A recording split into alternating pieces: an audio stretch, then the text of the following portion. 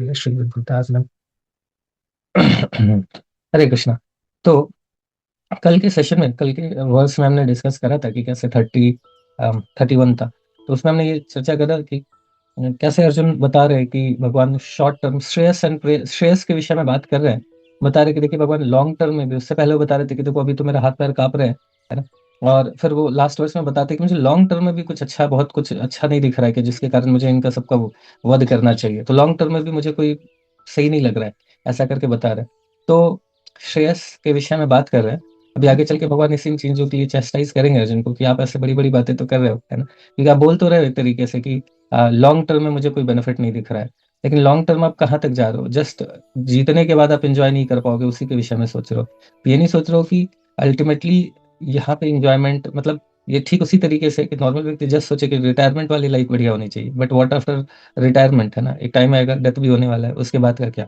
तो यहाँ पे अर्जुन जस्ट उसी चीजों के विषय में सोच रहे हैं। बोल तो रहे हैं लॉन्ग टर्म बात, बट कर रहे हैं वही बात की ठीक है, युद्ध जीतने के इमीडिएटली बाद क्या होगा, है ना। बट अल्टीमेटली इस तरीके से सभी लोग वहां पे बेनिफिटेड हो सकते हैं, उसके विषय में तो नहीं सोच रहे। तो ये सारी चीजें खैर हमने डिस्कस करी थी। तो आज हम लोग आगे बढ़ते हैं। आप में से कौन रीड करेंगे? हैंड रेज कर सकते हैं।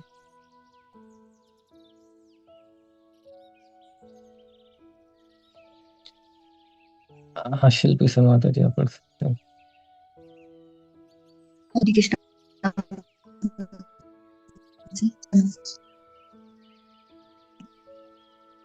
माता जी मैं एक बार स्क्रीन शेयर करता हूँ, एक मिनट। ठीक।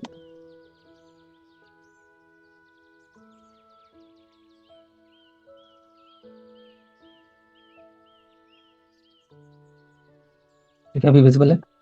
जी प्रभु जी। प्लीज माता जी 32 से 35 के साथ में ही है, तो इसको पढ़ता हूँ, प्लीज माता जी। जी प्रभु। हरे कृष्ण। किं नो राजेन गोविन्द किं भोगैर्जीवितेन वा येषामर्थे काङ्क्षितं नो राज्यं भोगा सुखानि च ता इमे अवस्थिता युद्धे प्राणास्त्वेक्त्वा धनानि च आचार्या पितरा पुत्रा स्तवचे च पितामहा मातुला श्वशुरा पौत्रा श्यामला संविधिं स्थिता एतान् हन्तुमिच्छामि धृतोऽपि मधुसूदन अपि त्रैलोक्यराजस्य हेतो किं नु मही कृते निहत्य धृतराष्ट्राणां का प्रीति स्वज जनार्दना। किम क्या लाभ ना हमको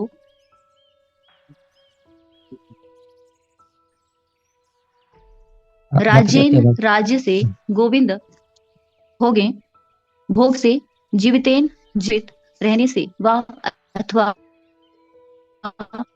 एक अर्थ के लिए कांक्षितम इच्छित है न हमारे द्वारा राज्यम राज्य भोगा भौतिक भोग सुखानी समस्त सुख च भी ते वे इमे ये अवस्थिता स्थित युद्धे युद्ध भूमि में प्राणान जीवत्व त्याग कर गुरुजन पितरा पितृगण पुत्रा पुत्रगण तथा और एवं निश्चय ही च भी पितामह पितामह मातुला मामा लोग ससुर पौत्रा पौत्र शाला बंदी एतान ये सब न कभी नहीं हम तुम मां इच्छा में भी मधुसूदन हे मधु असुर के मारने वाले कृष्ण आपकी वॉइस अफिलस्य हरे कृष्ण राजस्य अभी आ रही प्रभु जी राजस्य राज्य के अभी है तो अभी भी नहीं आ रही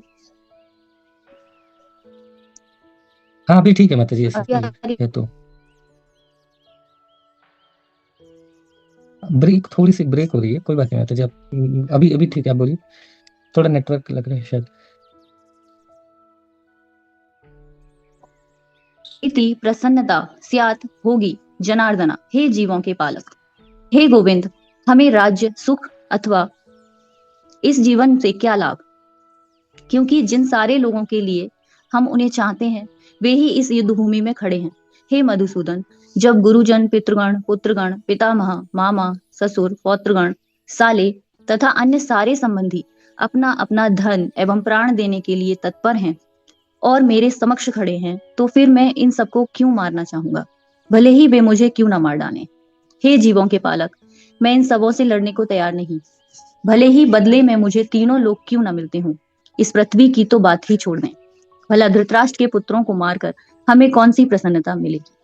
तात्पर्य: अर्जुन ने भगवान कृष्ण को गोविंद कहकर संबोधित किया, क्योंकि वे गौओं तथा इंद्रियों की समस्त प्रसन्नता के विषय हैं। इस विशिष्ट शब्द का प्रयोग करके अर्जुन संकेत करता है कि कृष्ण ये समझें कि अर्जुन की इंद्रियां कैसे तृप्त होंगी, किंतु गोविंद हमारी इंद्रियों को तुष्ट करने के लिए नहीं है। हाँ, यदि हम गोविंद की इंद्रियों को तुष्ट करने का प्रयास करते हैं तो हमारी इंद्रियां स्वतः तुष्ट होती हैं। भौतिक दृष्टि से प्रत्येक व्यक्ति अपनी इंद्रियों को तुष्ट करना चाहता है और चाहता है कि ईश्वर उसके आज्ञा पालक की तरह काम करे, किंतु ईश्वर उनकी तृप्ति वहीं तक करते हैं होते हैं तक नहीं जितना विपरीत मार्ग ग्रहण करता है, अर्थात जब वह अपनी इंद्रियों की तृप्ति की चिंता न करके गोविंद की इंद्रियों की तुष्टि करने का प्रयास करता है, तो गोविंद की कृपा से जीव की सारी इच्छाएं पूर्ण हो जाती हैं। यहाँ पर जाति तथा कुटुंबियों के प्रति अर्जुन का प्रगाढ़ स्नेह आंशिक रूप से इस सबके प्रति उसकी स्वाभाविक करुणा के कारण है, अतः वह युद्ध करने के लिए तैयार नहीं है। हर व्यक्ति अपने वैभव का प्रदर्शन अपने मित्रों तथा परिजनों के समक्ष करना चाहता है, किंतु अर्जुन को भय है कि उसके सारे मित्र तथा परिजन युद्ध भूमि में मारे जाएंगे और वह विजय के पश्चात उनके साथ अपने वैभव का उपयोग नहीं कर सकेगा। भौतिक जीवन का ये सामान्य लेखा जोखा है, किंतु आध्यात्मिक जीवन इससे सर्वथा भिन्न होता है। चूंकि भक्त चाहता है, अतः भगवत इच्छा होने पर वह भगवान की सेवा के लिए सारे ऐश्वर्य स्वीकार करता है, किंतु यदि भगवत इच्छा ना हो तो वह एक पैसा भी ग्रहण नहीं करता। अर्जुन अपने संबंधियों को चाह रहा था और यदि उसको मारने की आवश्यकता हो तो अर्जुन की इच्छा थी कि कृष्ण स्वयं उनका वध करे। इस समय उसे ये पता नहीं है कि कृष्ण उन सबों को युद्ध भूमि में आने के पूर्व ही मार चुके हैं और अब उसे निमित्त बनना है। इसका उद्घाटन अगले अध्यायों में होगा। भगवान का असली भक्त होने के कारण अर्जुन अपने अत्याचारी बंधु बांधवों से प्रतिशोध नहीं लेना चाहता था, किंतु यह तो भगवान की योजना थी कि सबका वध हो। भगवत भक्त दुष्टों से प्रतिशोध नहीं लेना चाहते, किंतु भगवान दुष्टों के द्वारा भक्त के उत्पीड़न को सहन नहीं कर पाते। भगवान किसी व्यक्ति को अपनी इच्छा से क्षमा कर सकते हैं, किंतु यदि कोई भक्त उनके भक्तों को हानि पहुंचाता है तो वे उसे क्षमा नहीं करते। इसलिए भगवान इन दुराचारियों का वध करने के लिए उद्यत थे, यद्यपि अर्जुन उन्हें क्षमा करना चाहता था। हरे कृष्ण। थैंक यू माता जी। तो बहुत सारी इंपॉर्टेंट चीजें हैं इस वर्ष में। सबसे पहला तो यही है कि जो वर्ष नंबर 31 से 35 है, ये अर्जुन का जो रीजन है कि वो युद्ध करके भी क्या फायदा, मैं इंजॉय ही नहीं कर पाऊंगा, है ना। ये कुछ भी अगर आप दे दे, मतलब ये युद्ध जीतने के बाद मुझे बहुत सारा कुछ मिल भी जाए, है ना, ये पूरा किंगडम विंगडम मिल जाए, बट उसका फायदा क्या है ना, जब मैं इनको इंजॉय ही नहीं कर पाऊँ। क्योंकि इंजॉय मेरे मतलब जैसे सारे सगी संबंधी तो मर जाएंगे, तो मैं इंजॉय करूंगा कि जो मेरे अपने साथ वाले लोग हैं उनके साथ ही तो मिलकर इंजॉय करता, उनको भोगता, वो भी नहीं है।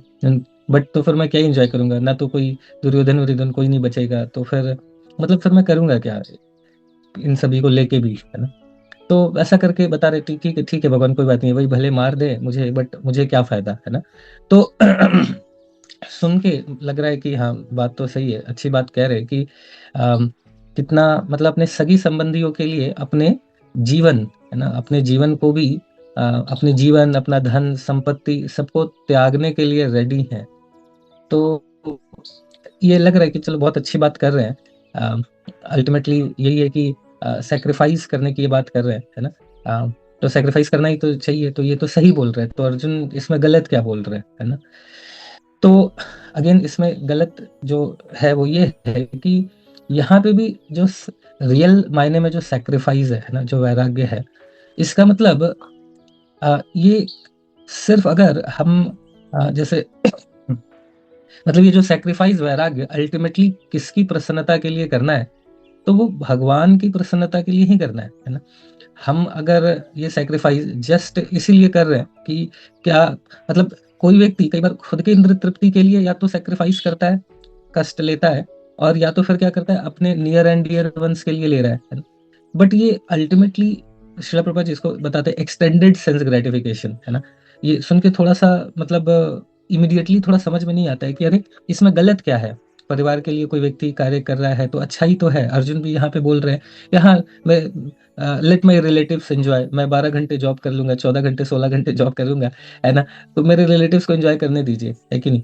तो तो उसी तरीके से मतलब जैसे एक नॉर्मल व्यक्ति, हम लोग भी इसी तरह से सोचते हैं ना, है ना, कि कोई भी व्यक्ति जॉब कर रहा है इतना मतलब इतना सारा 14 14 16 16 घंटे कितना मेहनत व्यक्ति किस लिए कर रहा होता है ना, सोचता है कि चलो कोई बात नहीं है, मैं तो सफर कर रहा हूँ, है ना, बट मेरा परिवार कम से कम वो तो सुखी है।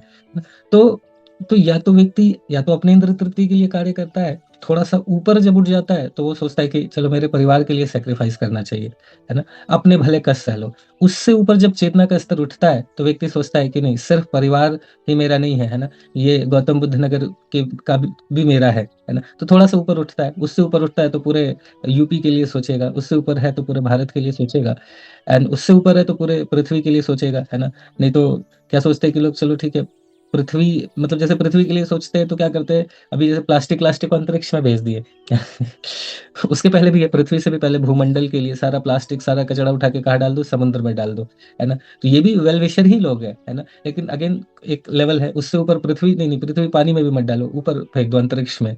तो ये भी है कि हम अंतरिक्ष, पृथ्वी हमारी अपनी है, अंतरिक्ष में तो हम मतलब ठीक है, वो तो कर सकते हैं कुछ भी। तो इस तरीके से धीरे धीरे धीरे जीवात्मा फिर ब्रह्मांड के विषय में सोचता है ना। बट अल्टीमेट वेलफेयर, अल्टीमेट जो हाईएस्ट लेवल ऑफ कॉन्शियसनेस क्या है, वो है किसके लिए सोचना, भगवान के लिए सोचना, है ना, भगवान की प्रसन्नता के लिए सोचना। इवन भागवतम में बहुत सुंदर तरीके से इस बात को एक्सप्लेन किया जाता है कि जैसे ऋषभ देव अपने बच्चों को ये चीज सिखाते हैं कि देखो मतलब ये जो मनुष्य जीवन मिला है ना, इसको सिर्फ ऐसा मतलब ऐसा बहुत सेंस ग्रेटिफिकेशन के लिए मेहनत करने का कोई फायदा नहीं है ना। यहाँ पे हम ऐसा जैसे कल भी मैं शेयर कर रहा था कि ऐसा एडवर्टाइजमेंट भी आता है ना कि एकदम ऐसा पूरे जीवन भर खूब मेहनत करो, है ना, अल्टीमेटली रिटायरमेंट के बाद हाफ पैंट पहन के हम लोग एकदम ऐसा रंग बिरंगा शर्ट पहनेंगे, ऐसा करके इस तरीके से प्रेरित करा जाता है ना। तो व्यक्ति खुद के लिए सोचे, या तो फिर ऐसा दिखाया जाता है कि परिवार बहुत अच्छे से रह रहा है ऐसा करके। तो अल्टीमेटली ये जो पूरा भौतिक जगत में जो मोटिवेशन फैक्टर है वो क्या है, इंद्र तृप्ति, सेंस ग्रेटिफिकेशन, उसी के हिसाब से हर चीज बेचा जाता है ना। चाहे वो कार बेच रहा है व्यक्ति तो दिखाता है, बाइक बेच रहा है तो दिखता है व्यक्ति खुद बाइक चला रहा है, दूसरे लोग देख के उनका मुंह का खुला खुला का खुला रह गया, ऐसे ही करके बाइक बेचते हैं, है ना। जब कार बेचना होता है तो दिखाते हैं कि देखो आपका पूरा परिवार हंसी खुशी उस गाड़ी में बैठ रहा है ना, कितना अच्छा लगेगा आप और आपका परिवार गाड़ी में बैठेंगे, एक्सटेंडेड सेंस ग्रेटिफिकेशन करके कार बेच रहे हैं। तो तो ये पूरा भौतिक जगत का जो ड्राइविंग फोर्स है वो क्या है, सेंस ग्रेटिफिकेशन, है ना। लेकिन शास्त्र क्या कहते हैं, भागवतम क्या कहता है, भागवतम कहते हैं कि ये पूरा इतना जीवन 14 घंटे 16 घंटे 12 घंटे 14 घंटे ऐसा करके ये मेहनत करना किस लिए, सिर्फ थोड़ा इंद्र तृप्ति के लिए। जैसे श्रील प्रभुपाद जी बोलते हैं कि लोग सुबह से लेके, है ना, थोड़ा सा वही 2 रोटी चपाती पाते हैं और थोड़ा सा इंद्र तृप्ति करते हैं, है ना, वो थोड़ा सा मैथुन जीवन और थोड़ा सा ये आ, थोड़ा सा जो खाना बना खाते हैं बेचारे, उसके लिए इतना मेहनत कर रहे हैं, है ना। तो यहाँ पे भागवतम बता रहे हैं कि उस इंद्र तृप्ति के लिए इतना मेहनत करने की जरूरत नहीं है, जो कि एकदम मतलब जैसे क्या लिखा रहा है पता है, भागवतम लिखा है कि बहुत स्ट्रांगली, कई बार शास्त्र बड़े स्ट्रांगली बोलते हैं, है ना, बोल रहे हैं कि one who has been awarded this human form should not work hard day and night simply for self gratification. देखिए ऐसा नहीं बोला जा रहा है कि मतलब शास्त्री नहीं बोला भी ठीक है अभी हम जॉब वॉब छोड़ दें, लेकिन ये सारा जॉब का पर्पस क्या, सिर्फ इंद्र तृप्ति को बना देना मेरा और मेरे परिवार के लिए, वो ठीक नहीं है। वो बता रहे कि वो तो इवन, यहाँ पे सिंपली बोले कि वो तो even which is available even for dogs, वो तो कुत्तों के लिए भी है ना, एंड हॉक्स, है ना, और सुअरों के लिए भी है, जो कि सिर्फ मल खा के भी काम चला लेते हैं। तो इंद्र तृप्ति के लिए तो मेहनत वो भी कर रहे हैं, है ना, इवन वो भी इतना नहीं करते जितना हम कर रहे हैं। तो फिर क्या उतना मनुष्य जीवन अगर मिल रहा है और उतना उसी इंद्र तृप्ति के लिए हम लगा रहे हैं तो ये वर्थ इट नहीं है ना। तो अब कोई बोल सकता है कि लेकिन अपने परिवार के विषय में सोच रहे हैं तो गलत क्या सोच रहे हैं, है ना, गलत क्या सोच रहे हैं, उनके विषय में अच्छी बात ही सोच रहे हैं ना कि उनका कुछ भला हो जाए।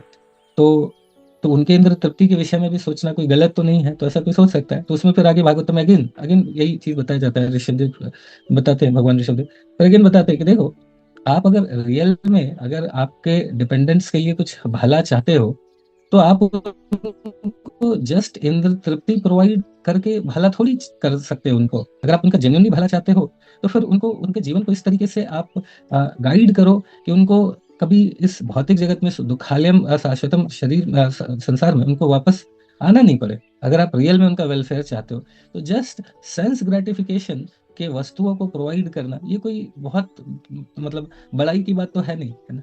तो भागवतम ये कह रहे हैं कि ऐसा, भागवतम नहीं कह रहे कि अपने रिलेटिव्स के लिए या खुद के लिए काम नहीं करो, करो, लेकिन समझो तो कि रियल बेनिफिट है क्या, है ना। आपके रिलेटिव, आपके सगे संबंधियों का भी असली वेलफेयर किसमें छुपा है? जस्ट उनके इंद्र तृप्ति के लिए मेहनत करके कोई बहुत फायदा थोड़ी ना, अल्टीमेटली तो सब खत्म हो ही जाएगा, लेकिन तो वही चीज बताया जाए, जैसे भागवत में बताते हैं ना कि गुरु न सस्यते सजनो न सस्यते, मतलब अल्टीमेटली 5.5.18 वर्स है, उसमें बताया गया कि one who can not deliver his dependent from the path of repeated birth and death, है ना। क्योंकि अल्टीमेटली ये जो जन्म और मृत्यु, है ना, मतलब जन्म मृत्यु जरा व्याधि दुख दोषान दर्शन, तो ये जो जन्म मृत्यु है अल्टीमेटली बुढ़ापा, बीमारियां, बहुत पेनफुल है ना। थोड़ा सा सुख मिलता है इस भौतिक जीवन में, बट ज्यादातर तो हमारा हरी बोली चलता रहता है। तो मनुष्य जीवन अगर मिला है तो हाँ, तो बताया जा रहा है इसमें कि अगर किसी को अधिकार नहीं है क्या क्या बनने का, एक स्पिरिचुअल मास्टर, गुरु बनने का, एक पिता बनने का, एक पति बनने का, एक माँ बनने का, है ना, इवन देवी देवता भी बनने का, ऐसा करके जब तक कि वो अपने ऊपर डिपेंडेंट को क्या नहीं कर सके, उसको इस रिपीटेड बर्थ एंड डेथ से उसको छुड़ा नहीं सके, है ना। तो बहुत इंपॉर्टेंट वर्ड्स है ना। तो हमें बेनिफिट करना चाहते हैं, बट अल्टीमेटली रियल बेनिफिट तो करो, ऐसा करके यहाँ पे बताया जा रहा है। तो ये एक इम्पोर्टेंट ये है कि अर्जुन जो बोल रहे हैं वो just he is talking about sense अपना। अभी चलो वो थोड़ा सा कोमल हृदय है ना, मतलब जो बहुत self centred person, self obsessed होते हैं, वो सिर्फ अपने विषय में सोचते हैं। यहाँ पे अर्जुन जो कि भक्त है, कोमल हृदय है, तो अपने विषय में नहीं सोच रहे, इवन अपने जीवन देने के लिए भी रेडी है, लेकिन अपने रिलेटिव्स के लिए। तो भगवान बोल रहे हैं ये अल्टीमेटली ये भी इंद्र तृप्ति ही है ना। ये जो सेक्रीफाइस अपने परिवार के लिए करना चाह रहे हो, ये भी इंद्र, उनके इंद्र तृप्ति के लिए raise करना चाह रहे हो, तो ये सेक्रीफाइस सही नहीं है। आप सेक्रीफाइस करो तो अल्टीमेटली आप सिर्फ उनके इंद्र तृप्ति के लिए नहीं करो, है ना, उनकी आध्यात्मिक प्रगति के लिए थोड़ा सेक्रीफाइस करना पड़े तो चलेगा, है ना, या किसी के लिए भी।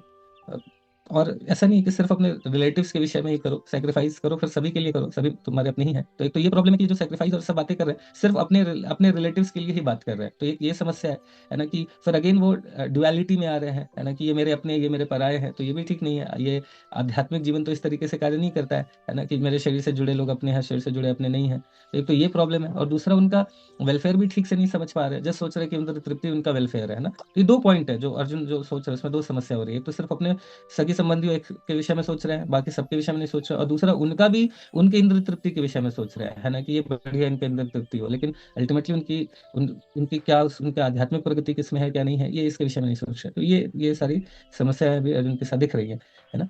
फिर उसके अलावा जैसे यहाँ पे अर्जुन भगवान को बोलते हैं कि भगवान आप तीन नामों से बुला रहे हैं।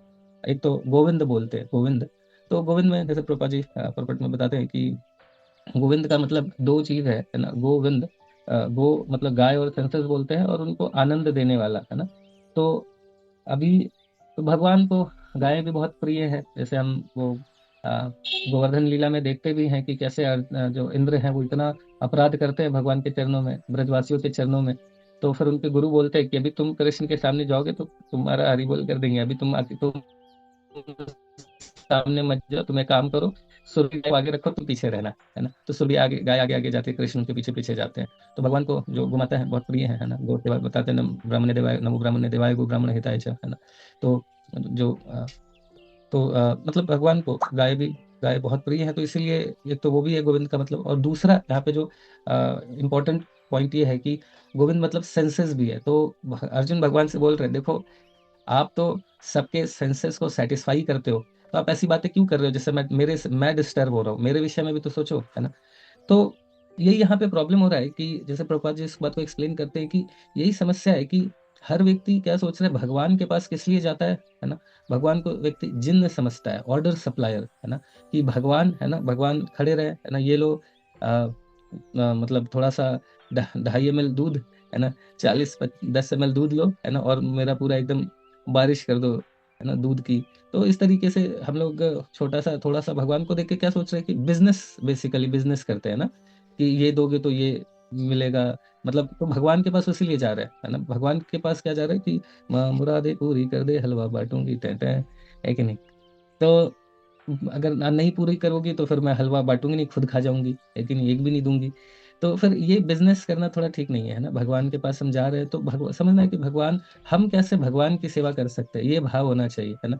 जब हम अर्च विग्रह को भी, भगवान जब प्राण प्रतिष्ठा सेरेमनी होती है अर्च विग्रह को, तो हम भगवान को उस जैसे बनाया जाता है, जिस तरीके का भगवान का स्वरूप है शास्त्रों में, उस तरीके से भगवान के विग्रह को बनाया जाता है ना। तो भगवान के विग्रह को जब प्राण प्रतिष्ठा होती है तो आवाहन किया जाता है, तो उसमें एक शुद्ध भक्त यही बोलता है कि भगवान, इस मैं आपकी डायरेक्टली सेवा नहीं कर पा रहा हूँ, है ना, तो आप इस विग्रह में प्रकट होइए सो दैट मैं आपको सर्व कर सकूं, है ना। तो भगवान का जो मतलब विग्रह है वो इसलिए नहीं है कि हम उनको जिन्न समझ के जाए और भगवान बोले ये जी हुक्म मेरे आका और हम पूरा हुक्म दे, है ना। वैसे भगवान के विग्रह को बुलाते ही है हम कि हम उनकी सेवा कर सके, है ना। तो रेदर देन कि हम इस तरीके से अपनी इंद्रिय तृप्ति के विषय में हम सोचे कि हम कैसे सर्व कर सके। जैसे श्रीला प्रभुपाद जी हमें कई बार इस बात को बताते हैं कि यशोदा मैया कृष्ण के पास जाती थी। क्यों यशोदा मैया इतने प्रिय है ना, क्यों भगवान के शुद्ध भक्त इतने प्रिय हैं भगवान को, क्योंकि वो भगवान के पास जाते थे तो ये नहीं बोलते थे, यशोदा मैया नहीं बोलती थी क्या कि कृष्ण, है ना, give us our daily bread. तो हमें वो बोलते थे नहीं, वो ब्रेड देते थी, यानी कि कृष्ण को क्या अच्छा लग रहा है, उनको क्या पसंद है, उनको कैसे सेटिस्फाई करे, है ना। तो प्रभुपाद जी बोलते थे कि कृष्णा कॉन्शियसनेस, है ना, ये ब्रेड सीकिंग रिलीजन नहीं है, ये ब्रेड गिविंग रिलीजन है। हम लोग भगवान को भी खिलाते हैं, हम लोग भी भगवान से कुछ मांगते हैं, हम लोग सोचते हैं अरे हमारे भगवान भूखे हैं, है ना। तो ये भाव हमारा होना चाहिए कि भगवान हमारे भूखे भी, भगवान की कैसे सेवा कर सके, भगवान को क्या खिला सके, है ना। तो यहाँ पे समस्या क्या हो रही है कि अर्जुन क्या सोच रहे हैं कि भगवान आप मेरे विषय में सोचिए, है ना। हम वही कई बार बोलते हैं ना कि भगवान आप ये दे दो वो दे दो, जब नहीं देते तो बोलते हैं गॉड डज नॉट एग्जिस्ट, है ना। यही भाव हो जाता है कि काम नहीं कर रहा, चिराग हमने बहुत घस लिया, है ना, कुछ नहीं निकला इससे, है ना, अभी होता ही नहीं है, फेंक दो इनको। तो कई बार ऐसे ही होता है, कई बार रिलेटिव्स की किसी की डेथ हो जाती है तो सारा गुस्सा भगवान के विग्रह पे निकालते हैं, है ना। अरे उनको जब जीना था, जब जाना था तो जाएंगे ही जाएंगे, है नहीं, तो सारा गुस्सा भगवान के विग्रह पे निकाल के तो कुछ फायदा नहीं है। भगवान मतलब वही है कि या हम हमने कुछ मांगा नहीं मिला तो फिर हमारा हम नास्तिक बन जाते हैं, तो ये सब थोड़ा सा मूर्खता वाली बात है ना। भगवान तो अर्जुन भी उसी तरीके से, भगवान अर्जुन को भी उसी तरीके से बिहेव करवा रहे हैं, है ना, कि भगवान आप मेरे इंद्रिय तृप्ति के विषय में सोचो। तो यहाँ पे इसलिए गोविंद नाम बताया जा रहा है ना। और बहुत सुंदर प्रभुपाद जी, हम सभी जानते हैं उस एग्जाम्पल को, कि प्रभुपाद जी बोलते हैं कि अगर हम जब पेड़ के जड़ में भगवान की सेवा, भगवान के सेटिस्फैक्शन के लिए जब पेड़ के जड़ में पानी डालेंगे तो automatically everything will be satisfied. लेकिन हम इंडिविजुअली शाखा तना पत्तों को सोचेंगे कि सेटिस्फैक्शन मिल जाए, तो संभव नहीं है, है ना। भगवान यस्तिम तुष्ट जगत तुष्ट, भगवान संतुष्ट है तो फिर सब संतुष्ट हो सकते हैं। तो ये एक इंपॉर्टेंट पॉइंट है। फिर उसी के साथ जैसे यहाँ पे मधुसूदन बोल रहे हैं, तो मधुसूदन का भी भगवान मतलब अर्जुन यही बोलना चाह रहे हैं, है ना। कैसे जब हम मतलब घुमा फिरा के अपने एजेंडा को अर्जुन प्रूव करवाना चाह रहे हैं, बिल्कुल अर्जुन हमारे जैसा एक्ट कर रहे हैं, है ना। ये हम भी मतलब जस्टिफाई करते हैं अपने चीजों को, तो यहाँ पे अर्जुन भी जस्टिफाई कर रहे हैं, है ना, कि भगवान देखिए आपका नाम तो मधुसूदन है ना। आपने आपने आपने तो दानवों का वध किया है, फिर मेरे से क्यों आप मेरे, आपने तो अपने ब्रदर का वध नहीं करा, है ना, आपने तो ये अपने बच्चों का वध नहीं करा उस समय। तो मतलब आप मेरे से ऐसा क्या कार्य क्यों करवा रहे हैं, है ना, आप मेरे से, आप तो दानों को मारे, मेरे से मेरे रिलेटिव सभी सभी को मरवा रहे हैं, तो ये ठीक नहीं है। तो ऐसा करके बता रहे हैं। गोविंद भी बोल के वही बोल रहे हैं। फिर जैसे जनार्दन है, वो भी उनका यही बोलने का पर्पस यही है कि आप आपने मतलब जैसे जनार्दन है भगवान का, तो भगवान जनार्दन का मतलब कि वो सारा मतलब पृथ्वी को, मतलब सभी का पालन करते हैं, है ना। और पृथ्वी को जो मिसक्रियंट्स हैं, जो असुर लोग हैं, उनको सफाया करना, है ना, ये पृथ्वी का पालन करने के लिए जो दुष्ट है उनका संहार करने का कारण उनका ये नाम है जनार्दन। तो ये भी बोले कि तो आपकी रिस्पॉन्सिबिलिटी है ना, आप मुझे क्यों, मेरे से क्यों पाप करवा रहे हो, आप करो, आप तो भगवान हो, है ना, आप सबका पालन करने का आपने जिम्मा लिया है, मेरा मेरा आप क्यों मेरे से पाप वाप करवा के मेरा आप हरी बोल कर रहे हो, है ना। तो इस तरीके से ये यहाँ पे अर्जुन बोल रहे हैं। ठीक है। तो मतलब हमने जस्ट मैं लास्ट में कंक्लूड करता हूँ, मोस्टली दो इंपॉर्टेंट है यहाँ पे अर्जुन, ऐसे तो बहुत वाइज की तरह बात कर रहे हैं, बट दो समस्या है यहाँ पे अर्जुन के स्टेटमेंट में। एक तो ये अगेन सिर्फ स्वजनों के विषय में बात कर रहे हैं कि उनके लिए मैं सेक्रीफाइस करना चाह रहा हूँ, है ना। तो ये कॉन्शियसनेस, है ना, बहुत हाई लेवल ऑफ कॉन्शियसनेस तो नहीं है, ठीक है, अपने से ऊपर उठ रहे हैं, बट सिर्फ परिवार तक ही रुक जाना, सिर्फ एक्सटेंडेड बॉडीली रिलेशन तक ही जाना वो नहीं, उसके ऊपर भी बहुत सारे लोग आते हैं, है ना, समाज, संसार, ब्रह्मांड एंड अल्टीमेटली भगवान, तो वहां तक तो नहीं जा रहे, जस्ट सोते रहे मेरे रिलेटिव जो मेरे से जुड़े हैं ना, तो सिर्फ वहीं तक अटक रहे हैं, तो ये ठीक नहीं है। और दूसरा उनका वेलफेयर भी कैसे चाह रहे हैं, वो चाह रहे हैं कि इनको राज्य आज मिल जाए, ये एंजॉय करे, है ना। तो ये भी वही है कि अल्टीमेटली उनका सिर्फ सेंस ग्रेटिफिकेशन को ही उनका वेलफेयर समझ रहे हैं, लेकिन ये सेंस ग्रेटिफिकेशन तो इवन कुत्ते और सुअरों के पास भी है। तो मनुष्य जीवन अगर जिनके पास है तो उनके हम जेन्युइन वेलफेयर के विषय में सोचे, उनके आध्यात्मिक प्रगति, है ना। तो इस पॉइंट, ठीक है, किसी का कुछ प्रश्न है तो ले सकते हैं, ये सुना जी। हरे कृष्णा। बताइए माता जी। हरे कृष्णा प्रभु जी। हाँ हरे प्रभु कृष्णा। जी, जैसे इसमें तो अर्जुन श्री कृष्ण से जो भी सवाल कर रहे हैं और वो उनको आंसर कर रहे हैं, तो उन्हें पता है कि ये भगवान है। बट जैसे हम एक नॉर्मल इंसान को, हमें भी जैसे कभी कभी ऐसी सिचुएशंस आती है, हमें नहीं पता चलता कि हम सोचते हैं कि हमारे वेलफेयर के लिए या फैमिली के वेलफेयर के लिए ये डिसीजन ठीक है, हम वो डिसीजन ले लेते हैं। तो हमें कैसे पता चलेगा कि वो डिसीजन हमने ठीक लिया नहीं लिया, या मतलब हमें भगवान कैसे गाइड कर सकते हैं कि ऐसे सोचो ऐसे सोचो? मतलब मैं यहाँ थोड़ी कंफ्यूज हो रही हूँ। कई बार जाने अनजाने हमसे भी कुछ डिसीजंस ऐसे हो जाते हैं जो हमें लगता है नहीं, ठीक नहीं हुए। तो कैसे, मतलब कैसे संकेत मिलते हैं कि नहीं, भगवान ऐसा चाहते थे तो हो गया? इसलिए माता जी इम्पोर्टेंट है, जैसे अभी भक्ति में हम लोग रहते हैं, तो सभी डिवोटीज को कोई ना कोई इनके पास मेंटर्स होने चाहिए। क्योंकि हम शास्त्रों को कई बार पढ़ रहे होते हैं, बट अपने हिसाब से उसको थोड़ा सा, जैसे अभी अर्जुन क्या कह रहे हैं, मतलब एकदम श्रेयस के विषय में बोल रहे हैं, लॉन्ग टर्म के विषय में, है ना, लग रहा है कि कितना इंपॉर्टेंट बात कर रहे हैं, बट लॉन्ग टर्म कहाँ जा रहे हैं, बस कुछ साल के बाद की बात कर रहे हैं। तो इसी तरीके से कई बार हम शास्त्रों को पढ़ते हैं, बट उसको अपने हिसाब से मैनिपुलेट करते हैं। कई बार ऐसा होता है कि हम एक्शन ले लेते हैं, फिर उसको जस्टिफाई करते हैं शास्त्रों से, है ना। तो हम्म। इस तरीके का हम करते हैं। इसीलिए बेस्ट यही है कि हम भक्ति में कुछ ना कुछ डिवोटीज होने चाहिए जो हमारे मतलब मेंटर या फैसिलिटेटर के तरीके से हो, जो इस तरह की स्थिति में हम जिनसे डिस्कस कर सके और उनसे गाइडेंस लेके कार्य कर सके। क्योंकि अपने स्तर पे तो बिल्कुल डिफिकल्ट है कई बार ना, हम खुद जब उन स्थिति में फंसे रहते हैं तो फिर कैसे बाहर, मतलब कोई हाँ हो जो बाहर हो वही मोस्टली, निकाल सकता हाँ मोस्टली ये होता है कि हमारा इंटेलेक्ट हमें ही सही बता रहा होता है। है। मतलब इतना करेक्ट। हमारे अंदर विजडम नहीं है कि हम एक ऊपर से जैसे बहुत अच्छे से सोच पाए, है ना, मतलब दूसरे के करेक्ट। पॉइंट ऑफ व्यू से भी, अपने पॉइंट ऑफ व्यू के से भी। जनरली मैंने देखा है, आप सही कह रहे हो, कि हम शास्त्रों को पढ़ते हैं और सोचते हैं हाँ, हमें बड़ा ज्ञान है, हमें बहुत नॉलेज है, सामने वाले ने नहीं पढ़ा, उसको नहीं पता। ऐसी ही सिचुएशन में आ जाते हैं। तो मुझे तो ऐसे लगता है, मतलब बहुत ही लो लेवल पर हूँ मैं, जो इस तरह की जस्टिफिकेशन से अपने आप को पैसिफाई कर लेती हूँ। हाँ हाँ, हम सभी के साथ ऐसा होता है माता जी। इसीलिए इसीलिए हमें एक मेंटर की आवश्यकता होती है जो कि हमें फिर गाइड कर सके। जैसे अर्जुन भी यहाँ भगवान का गाइडेंस ले रहा है, तो उसी तरह हम्म। हम जैसे एक उसी परंपरा में, उसी ज्ञान में जो आ रहे हैं, जैसे गुरुजन है, फिर उनके रिप्रेजेंटेटिव है, काउंसलर, फिर फैसिलिटेटर्स, इस तरीके से हम फिर कर सकते हैं जहाँ अटके तो, ठीक है हम्म। माता जी। एक प्रभु जी और बात कहनी थी। कई बार आपके लेक्चर के बाद मेरे को ना, बाद में जब मैं मनन करती हूँ तो बहुत सारे मतलब डाउट्स आते हैं। तो क्या मैं आपको पर्सनल उसमें क्वेश्चन लिख के दे सकती हूँ? क्योंकि टाइम तो सुबह बहुत कम होता है बात करने का। जी हाँ, ठीक है माता जी, आप भेज सकते हैं। मुझे जैसे जैसे समय मिलता है मैं रिप्लाई करने का प्रयास करता हूँ, जो भी डिवोटीज क्वेश्चंस भेजते हैं, तो आप भेज सकते हैं हम्म, माता जी। ठीक। ठीक है, थैंक यू, ठीक थैंक है, यू, हरे हरे कृष्ण। कृष्णा। हरे कृष्ण। हाँ, अमल निताई प्रभु ये सुनो। हरे कृष्णा प्रभु जी, दंड प्रणाम। हरे प्रभु जी, एक कृष्ण। क्वेश्चन था कि जैसे आपने कहा कि हमारा बहुत सारा जो वो ये एंजॉयमेंट का, ये जो मटेरियल वर्ल्ड वर्ल्ड का होता है, वो दूसरे की अप्रूवल पे डिपेंड होता है। जैसे कि मैंने कुछ लिया तो लोग क्या देखेंगे, लोग क्या कहेंगे, कि इस भाव से हम करते हैं। एंड दूसरा, एक इसमें आपने और परपट में वो लिखा हुआ था कि भगवान जब ये बोल रहे थे अर्जुन कि मैं इनको नहीं मारूंगा, ये लोग, भगवान ने इनको ऑलरेडी मार दिया है, ऑलरेडी मारा हुआ है इनको। तो भक्त, आपने जैसे कोट किया ना कि भक्त, भगवान भक्त के लिए थोड़ा सा विशेष, वो भक्तों के लिए अगर कोई कुछ ये होता है तो वो पहले ही से उस पर एक्ट कर देते हैं। तो ये जो स्टेटमेंट लिखा भगवान ने पहले से ही इनको मार दिया है, तो ये इसकी थोड़ी सी क्लैरिटी चाहिए प्रभु। ये समझ में नहीं आ रहा कि अभी तो जैसे युद्ध होने वाला था, सारे लोग अभी जीवित थे, तो ये भगवान ने ये कोट के मैं इनको पहले ही, मैंने इनको मार दिया है, तो ये थोड़ा सा क्लैरिटी करें। Thank you bro. ये अच्छा पॉइंट है, मैं मेरे से मिस हो गया था, थैंक यू आपने रिमाइंड कराया। मेरे से मिस हो गया था ये पॉइंट। तो इसमें यही है कि अर्जुन जैसे बोल रहे भगवान को कि आपको मारना है तो फिर आप मारो ना, है ना, मेरे से क्यों आप बोल रहे हो मारने के लिए? मेरे आप जनार्दन हो, आपकी रिस्पॉन्सिबिलिटी है ना, जग का पालन करने की, दुष्टों को मारने की, तो मुझसे क्यों पाप करवा रहे हो? तो इस तरीके से अर्जुन बोल रहे हैं, है ना, जैसे कि तो मुझे ही तो सिन लगेगा, इस तरीके से सोच रहे हैं। बट यहाँ पे वही प्रभुपाद जी बता रहे हैं कि एक्चुअली भगवान ने तो, ऐसा नहीं है कि अर्जुन अगर इनको नहीं मारेंगे तो ये नहीं मरने वाले हैं, है ना। ये तो ऑलरेडी भगवान ने इनका टाइम अभी फिक्स कर दिया है कि ये अभी मरेंगे ही मरेंगे, है ना। लेकिन अर्जुन को भगवान, उनको जो पाप उन्होंने करा था, जिस तरीके से एक बताते हैं ना आगे भागवतम में, कि अगर किसी भक्त का के प्रति अगर कोई मतलब इस तरीके का अपराध होता है तो फिर उसकी आयु, या तो उसको मृत्यु प्राप्त होती है, आयु घट जाती है। तो प्रभुपाद जी अन्य जगह पे बताते हैं कि द्रौपदी, ये जो स्वयंवर में इन लोग ने जो मतलब साइड लिया दुर्योधन का, उसके कारण उसी समय इनकी आयु कम हो गई थी, है ना।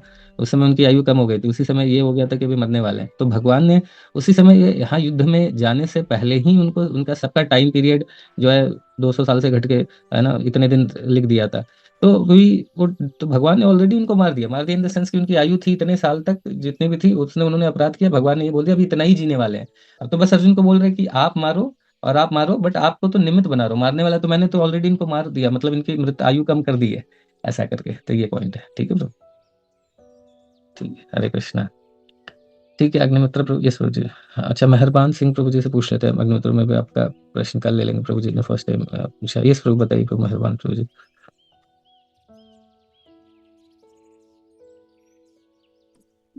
हरे कृष्णा प्रभु जी, दंडवत प्रणाम। हरे कृष्णा, दंतम जी प्रभु।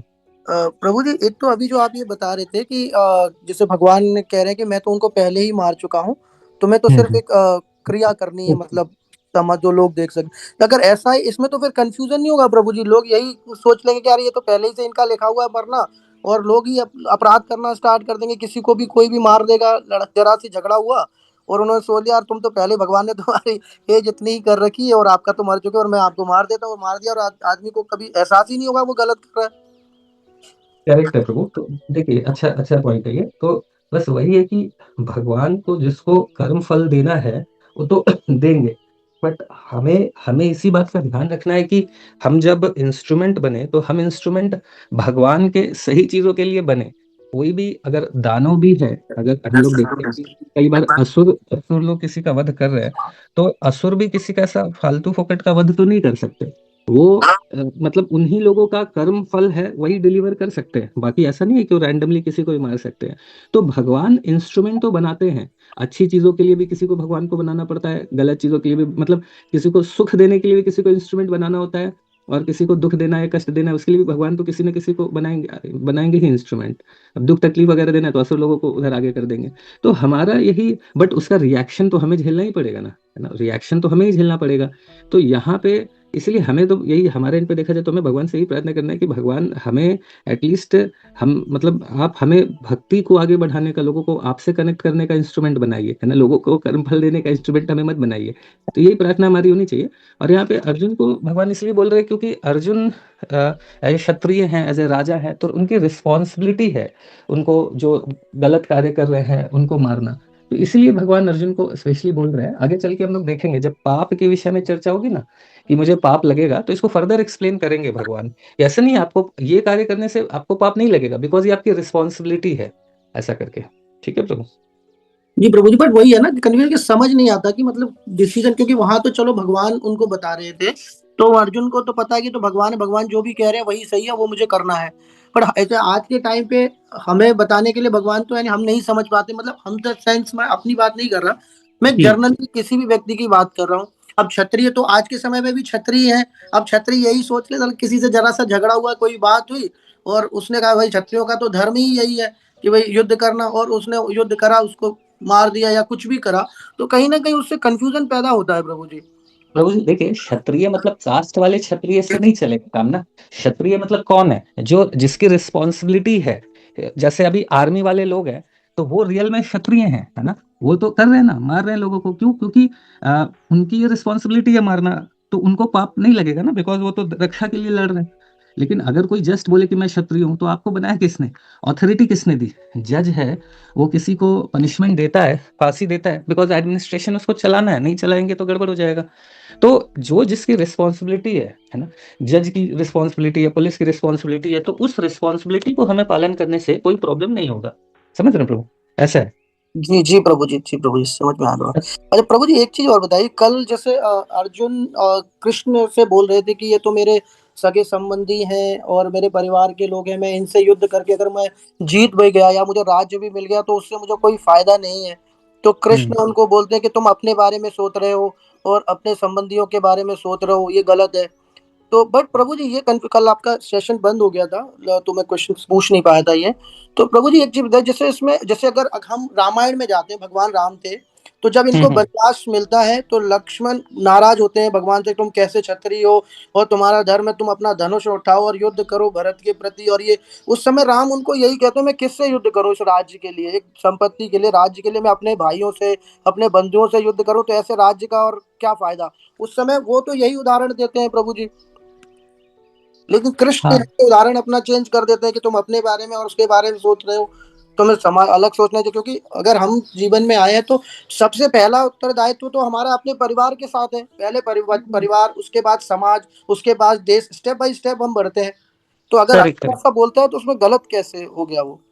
देखिए वहां पे प्रभु रामायण में जस्ट क्या हो रहा है कि यहाँ पे अर्जुन और वहां पे दोनों में डिफरेंस है। वहां पे ठीक है, राज्य भगवान राम जी बोल रहे हैं कि चलो मुझे राज्य नहीं मिल रहा है, भरत को मिल जा रहा है, कोई दिक्कत की बात नहीं।